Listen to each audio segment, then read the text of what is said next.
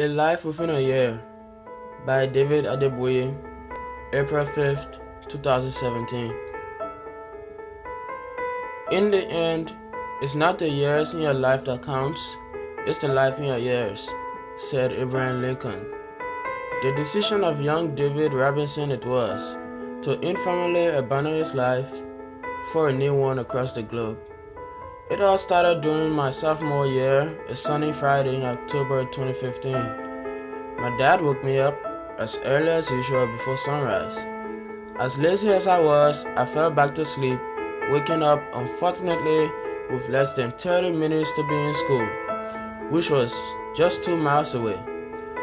With an abnormal haste, still having crust in my eyes and mouth smelling like cheese and hot Doritos, I only brushed my teeth and dressed in my uniform and gym clothes, upon which I ran out to catch a taxi. I remember my little sister teasing me by calling me a wrench because of how fast I was dressing up. Still feeling cracks from the anomalous morning experience, that school day was a normal but exception of a few minutes that would turn my life around, for better or for worse, I didn't know. But what had happened, I kept surreptitious because I found it inconsequential. 2 days later, to my dad, I had to spill the beans on what had went down. The principal of GW Gibson Memorial High School, Mr. Stevens, had walked into my class, and as I recalled, it was during chemistry hour by Mr. Charleston, during which he listed a couple requirements for which only 4 in my 10th grade class was able to meet. With no further saying, he left. That scene was so broad that we all burst into laughter. After school, the same day, we went into his office for more inquiry. It all turned out to be something we had never expected, nor thought was our worth. There's a scholarship sponsored by the US government, and our school is invited to provide participant students for the year 2016-2017, he said. Wow, Mary and Jacob said simultaneously in awe. Mr. Stevens continued, it's going to get tough, and y'all won't be representing this school only, but also will be representing the cultural ambassadors to the USA for Liberia. But, he said, I remember the sour look on Mary's face. Not all 4 of you will make it to the finals because they are picking only 8 finalists.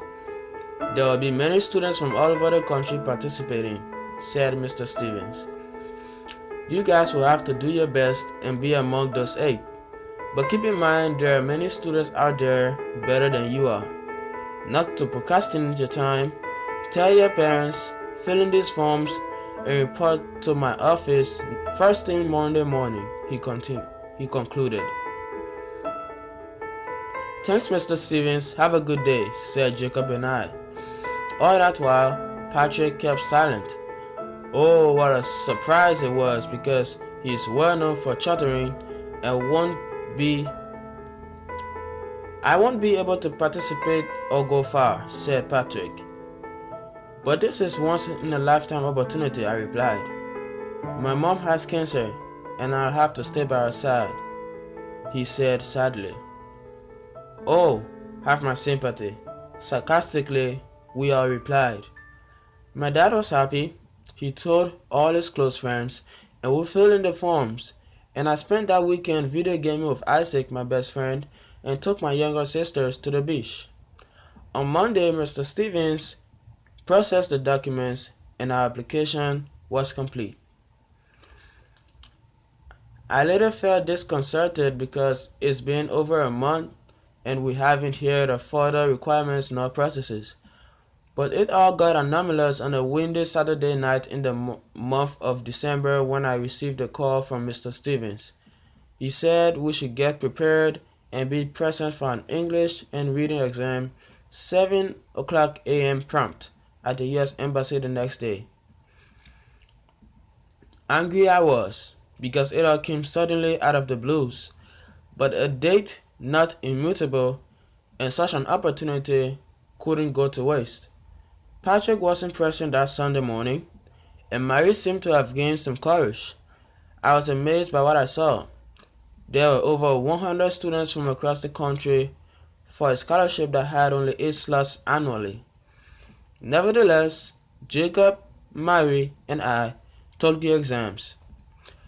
"It was so easy," said Jacob. But out of confidence, Mary had a pale face. I got to know of the use of question and answer sheets in tests.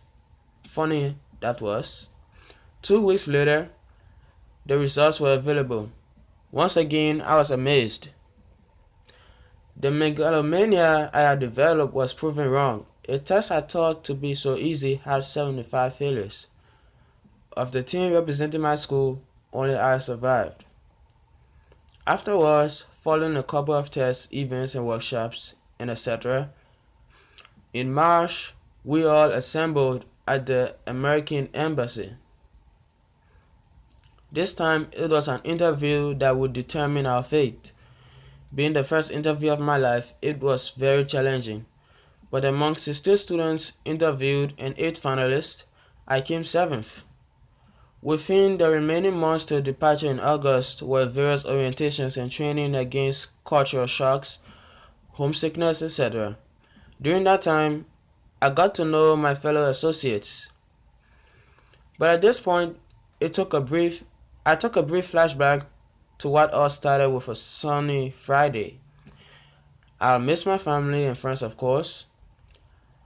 I'll miss waking up each morning speaking in my native tongue. I'll miss the rainy and sunny weather. I'll miss the Liberian food and lifestyle I've known. But my dad once said, "Life begins at the end of your comfort zone." And he also said, "Traveling is the only thing that makes you richer, including the knowledge used after." The flight was 22 hours long due to stops in Brussels, Belgium, and other countries. Hypothetically speaking, that was my first time in a passenger plane. On board, we met 8 foreign exchange students from Sierra Leone, and I had a black luggage with a gray backpack. Here are my comrades in their hosting states. Nathaniel was placed in Missouri, Rashid was placed in West Virginia, Moses was placed in New York, Josh was placed in Texas, Lovett and Vamba was placed in Indiana, and Jemima was placed in Wyoming. Upon arrival, we assembled in Washington, D.C., where we saw hundreds of other foreign exchange students from across the globe. We all spent 3 days at an hotel and departed with sad goodbyes. Just the childish one, as we all called her, cried as she boarded a big white bus. I landed in Toledo, Ohio, which was my host city. Welcomed was I by Miss Tracy Ellis, my local coordinator, who was responsible for my guidance and assistance. My first conversation with my host mom a few hours later was cliche. So cliche, I laughed at myself. As a foreign exchange student on scholarship, it wasn't going to be like peanut butter and jelly with bread. Alongside the privileges we had were duties, such as community service, rules to live by, but I had free enrollment into an American high school, and health insurance coverage provided by the U.S. government, a monthly allowance, daily food provided by my host family, and more privileges I couldn't be more thankful for. Within a couple months, I later got to know my neighborhood. I was to attend Rogers High School, but I attended Springfield High School instead. It was a school with amazing unity among students, racially mixed, qualified teachers, and caring guiding counselors. But I can't say much in comparison, because it is the only school I've got to attend in the U.S. My host mom of a Liberian descent was very welcoming. Mrs. May Mansko was a single parent whose children were grown up and lived in about 1,000 miles away. She, being a Liberian American, gave me many opportunities and made me feel at home. She loves baking, and she's not that much of a eater. The cluster of my local coordinator, Mrs. Tracy Ellis, was African dominated. She was in charge of 7 students and I. With an exception of me, her cluster consisted of Rafik from Ghana, Jennifer from Mali, Pamela from Kenya, Titi Singh from South Africa, Barama from Senegal, Jacob from Czech Republic, and Ali from Lebanon. I was focused on making friends and doing sports at school during the early months of my year. I remember a Monday night in late October that went like this. "Hi, Auntie May," I said as she came from work. "Hey, David, how was school today?" she replied. "Nothing special. I had asked the sports director for help to join sports, but I am not sure which one to do because I'm not athletic," I said. "You have to make up your mind, and there are many requirements and expenses involved. Keep in mind, I won't be able to pick you up from school on time," she replied. I stormed into my bedroom, feeling disappointed. As a result, I ceased to take school activities no serious than going to watch and support the Blue Devils as a regular fan would do. Such decisions I now regret, including not going to prom. With my exchange year, many potentials I discovered, many opportunities I came across. My exchange year built me physically, mentally, and socially. With this year, I gained more weight.